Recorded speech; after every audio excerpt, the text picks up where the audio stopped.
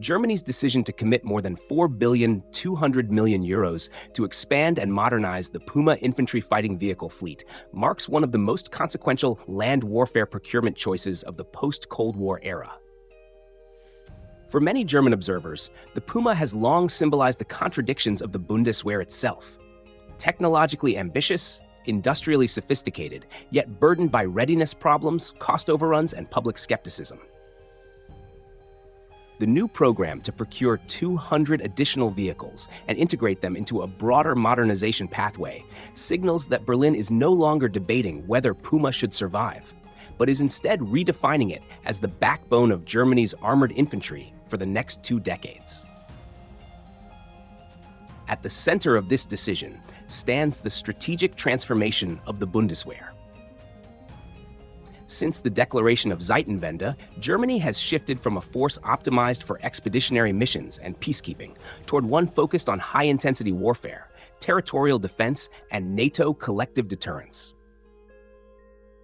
In this context, armored infantry is no longer a secondary capability. It is a core requirement for credible land power in Central and Eastern Europe. The Puma, despite its troubled reputation, is the only platform currently capable of fulfilling this role at scale within realistic timelines.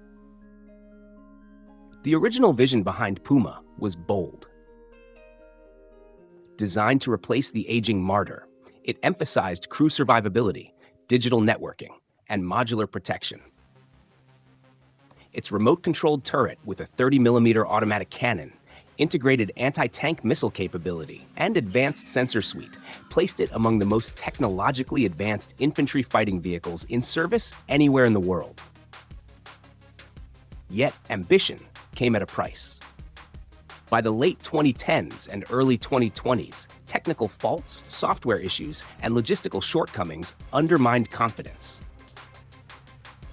A highly publicized failure during a Bundeswehr exercise in late 2022 cemented the perception of Puma as an unreliable system, particularly among German taxpayers and parliamentary oversight bodies.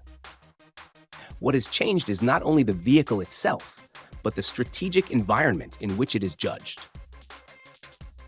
The war in Ukraine has fundamentally reshaped German threat perception. High-intensity mechanized warfare, mass artillery, drones, electronic warfare, and attrition have returned to Europe. Under these conditions, the Bundeswehr cannot afford to restart its armored infantry capability from scratch. Alternative solutions, such as procuring foreign designs or radically reconfiguring the Boxer into a full infantry fighting vehicle, would introduce years of delay and additional industrial risk. By contrast, Puma represents a sunk investment that can be adapted, corrected, and scaled. The new procurement program reflects this pragmatic logic. The 200 additional vehicles are not copies of early production models. They are intended to align with the ongoing S-level modernization pathway, which focuses on resolving obsolescence, improving digital reliability, and adapting the platform to lessons drawn from contemporary conflict.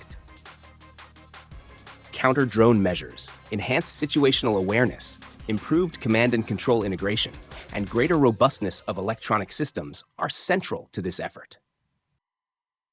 Rather than treating earlier problems as grounds for cancellation, German defense planners are treating them as design feedback from an incomplete transition to network-centric warfare. Industrial considerations also weigh heavily in the decision. Production and integration are managed by the PSM joint venture, bringing together Rheinmetall and KNDS Deutschland. This structure ensures that the majority of value creation remains within Germany and the wider European defense industrial base. At a time when Berlin is seeking to reduce strategic dependence on external suppliers, maintaining domestic expertise in armored vehicle design, systems integration, and sustainment has become a political as well as military priority. The Puma program supports thousands of skilled jobs while anchoring Germany's role as a leading land systems producer within NATO and the European Union. From a purely military perspective, the decision also reflects a reassessment of what readiness means. Early criticism of Puma focused heavily on technical availability rates in peacetime exercises. While these metrics are important, they are not the sole determinant of wartime effectiveness. The Bundeswehr has increasingly emphasized the integration of training, doctrine, and maintenance concepts alongside hardware upgrades. New simulation and training systems are being introduced to ensure crews can exploit Puma's complex sensor and fire control architecture under stress. Logistics chains are being redesigned to improve spare parts availability and reduce downtime. In this sense, Puma is being embedded within a broader system of systems approach rather than judged as a standalone piece of machinery. Critics nonetheless raise legitimate concerns. At more than 4 billion euros for 200 vehicles, Puma remains one of the most expensive infantry fighting vehicles ever procured. Questions persist about whether its level of technological sophistication exceeds what is necessary for sustained combat operations, particularly under conditions of attrition. There is also debate over whether Germany should diversify its armored infantry fleet to reduce dependence on a single platform. These critiques resonate with a German public that remains cautious about defense spending and deeply attentive to procurement transparency. However, abandoning Puma would carry its own strategic costs. It would signal instability in German defense planning, undermine confidence among allies, and disrupt industrial momentum at precisely the moment when Europe is attempting to scale up defense production. More importantly, it would delay the reconstitution of heavy brigades that NATO increasingly expects Germany to provide as a framework nation on the alliance's eastern flank.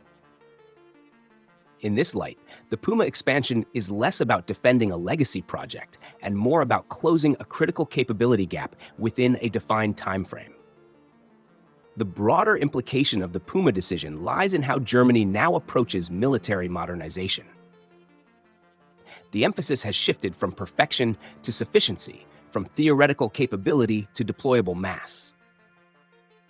The Bundeswehr is signaling that it is prepared to accept managed risk in order to field credible forces sooner rather than later. This represents a cultural change as much as a technical one. For decades, German defense procurement prioritized highly customized, gold-plated solutions optimized for low-intensity missions. The realities of European security in the 2020s demand platforms that can be produced, sustained, and upgraded under pressure. In this context, Puma's future is inseparable from Germany's role within NATO. As alliance planning increasingly focuses on deterrence by denial, armored infantry equipped with survivable, networked vehicles becomes essential for holding ground and countering mechanized threats. The expanded Puma fleet is intended to underpin this role, enabling German brigades to operate seamlessly with Allied formations while retaining national command autonomy. The vehicle's digital architecture, once a liability, is now being reframed as an asset in coalition warfare environments where data sharing and interoperability are decisive. Looking ahead, the success of the Puma program will depend less on public relations and more on execution. Delivery schedules from the late 2020s onward, measurable improvements in operational availability, and credible integration of counter-drone and electronic warfare capabilities will determine whether skepticism fades or deepens. The Bundeswehr has little margin for failure. Yet the political signal is clear. Germany has chosen consolidation over reinvention and reform over abandonment. Ultimately, the decision to invest billions of euros into Puma reflects a sober recognition of strategic reality. Germany cannot rebuild its land forces overnight, nor can it rely indefinitely on allies to compensate for capability shortfalls. By doubling down on Puma, Berlin is accepting responsibility for its role as a central pillar of European security. Whether the vehicle finally sheds its reputation as a troubled project and emerges as the backbone of German armored infantry will be one of the most closely watched defense developments in Europe over the coming decade.